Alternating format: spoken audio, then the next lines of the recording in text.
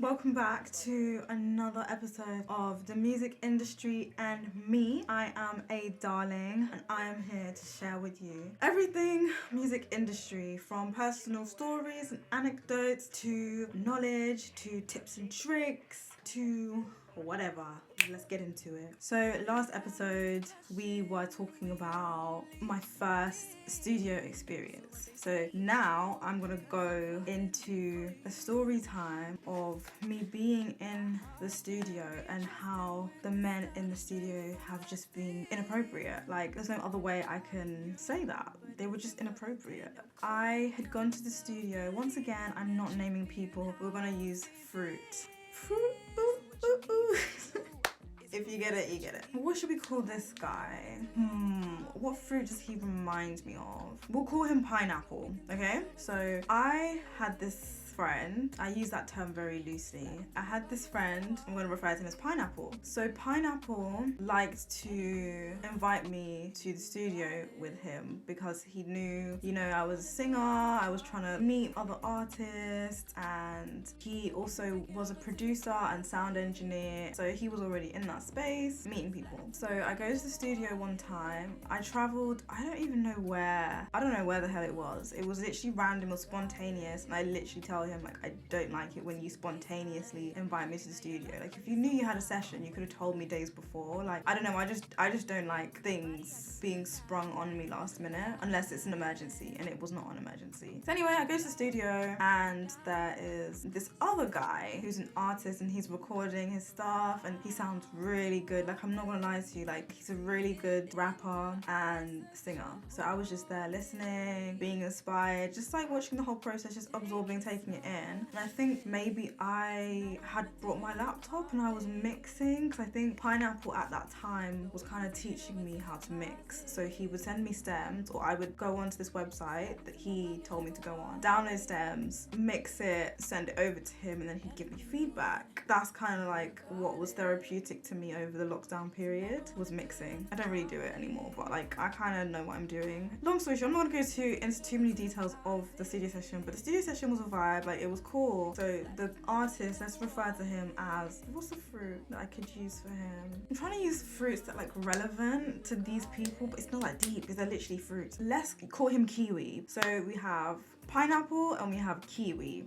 And then we had another artist come in, she was female. So obviously that helped balance out the ratio of men to women in the room. And I felt a lot more comfortable. And I think she brought a friend as well. Yes, she did bring a friend. So there was more women in the room. So I just felt a lot more comfortable. Even though I didn't really feel uncomfortable anyway, because Pineapple was my friend, I was already comfortable around Pineapple and with Pineapple. But anyway, studio session finished. We followed each other on social medias. And one of the conversations that we had in the studio, when we were just like off topic, just vibing, whatever, Kiwi must have asked, okay, the girl is going to be Strawberry, because I like strawberries. There was some sort of conversation between Kiwi and Strawberry about like guys and how they approach women and how they move to women and what women like and what they don't like and blah blah blah blah blah blah. And like I said in my previous video, if it's not relevant and it's not appropriate to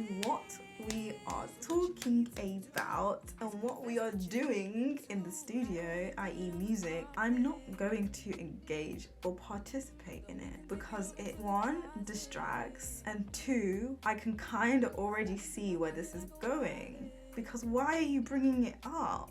Your mind is elsewhere. So anyway, he's talking about how to approach women, what women like, what women don't like. Everyone's chiming in. I don't really say anything. I'm just sitting there laughing. Hee hee ha ha, let's get back to recording, please. I know I might sound like a boring downer, but like, I was okay with engaging in the other conversation until that topic came up. I say all of that to say, studio finished, we swapped social medias with everyone, and I kid you not, literally the next day, Kiwi was in my DMs flirting with me. And I was just like,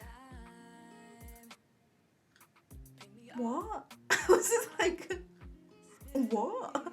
I was so confused because when I was in the studio, I had kind of done BVs. Like at this point, I'm still very new to the studio setting, still very uncomfortable. So I don't know whether the vocals that I recorded was actually used on that track or ever will be used on the track. I have no idea. Probably not, because Strawberry went in and did her thing on it and it sounded a million times better than what I did. So I don't know if my vocals are on that. But regardless, Kiwi was DMing me. He continued for a while over a certain period of time. And I'm just like,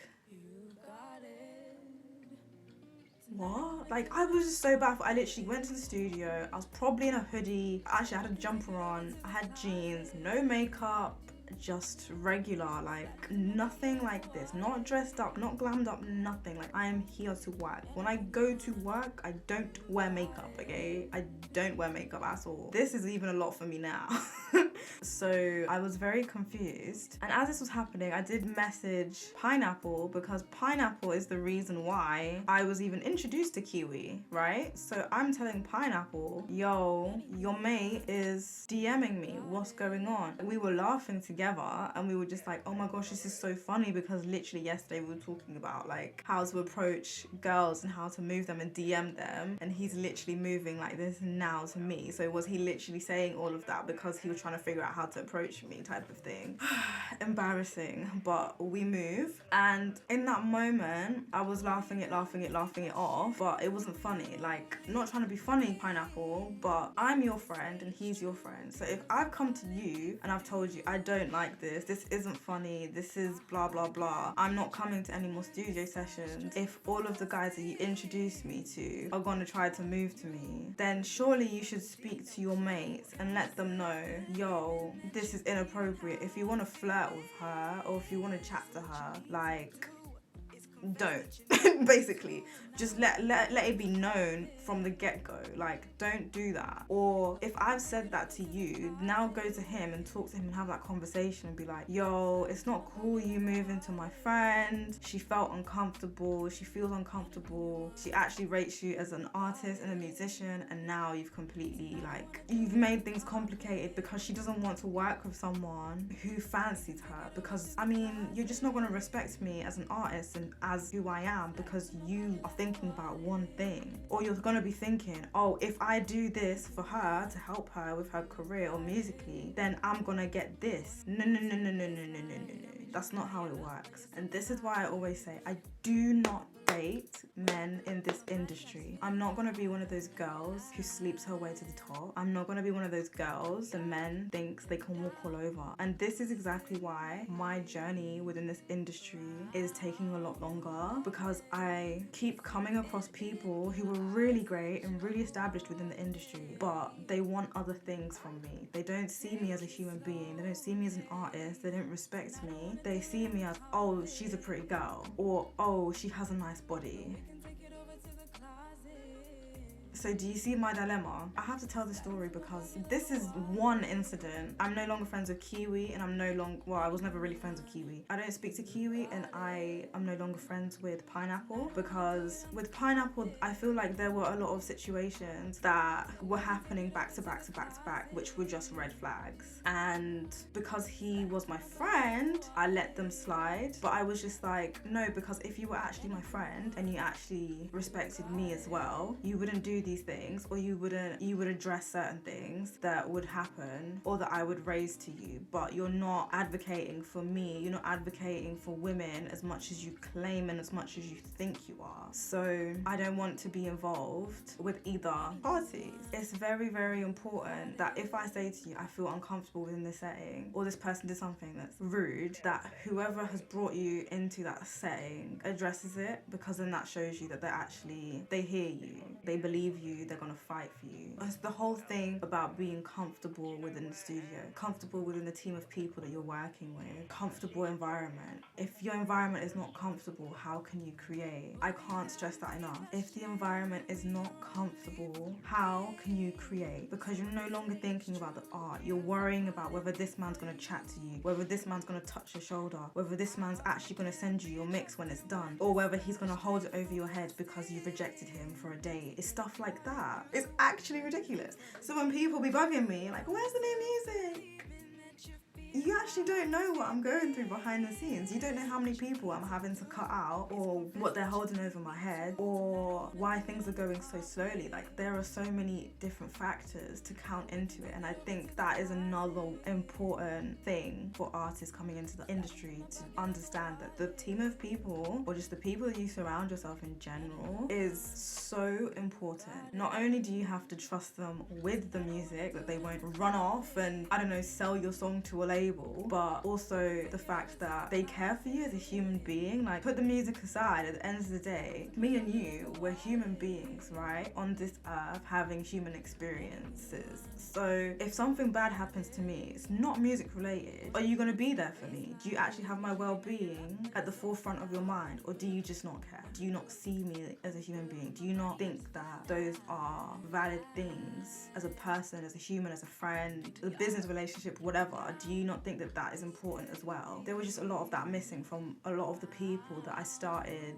creating music with from early on. So that's why I feel like, you know, they had to go. I had to separate myself from that situation, and I'm glad that I did. It was hard because I was like, oh my gosh, who am I going to work with next? I don't know anyone else who can mix like this person, that person. But you know what? There are so many mixers, producers, blah, blah, blah in the world. I'm sure I will not struggle to find any. And also with me just being me in general, I come across so many people within the industry accidentally. You know, it's not even something I worry about at this point. It's really not. I can find people. If I need to find someone, I find them like that. Like, you are replaceable, okay? To the left, to the left.